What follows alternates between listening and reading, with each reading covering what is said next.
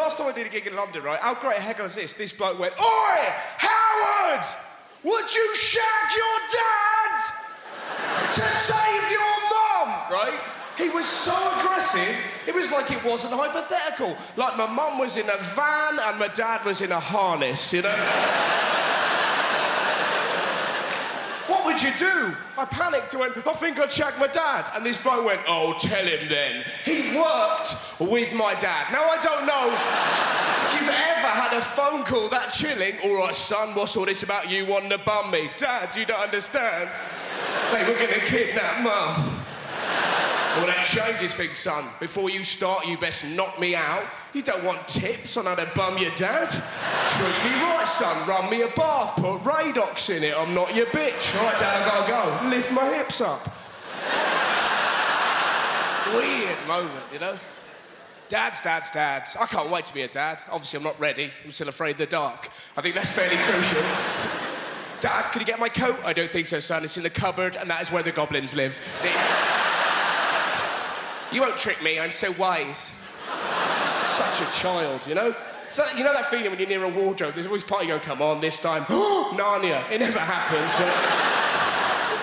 I bet that's an hour of fun at MFI, just no.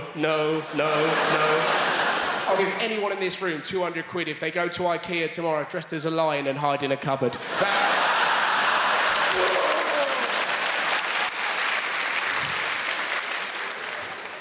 Been travelling all over the place. It's been great. I've been on tour, right? I've seen some really weird things, right? I was in a sandwich shop the other day. Do you ever see a sign that really annoys you? There was this big sign that said, "Hey, why not try a guilt-free wrap?" Like, what? Don't make sandwiches evil. How ridiculous is that? Sandwiches are lovely. The bacon sandwich is one of the greatest things in the world. It tastes lovely, and conceptually, it's a wonderful thing. A bacon sandwich is essentially bread giving a dead pig a cuddle. It's a lovely thing.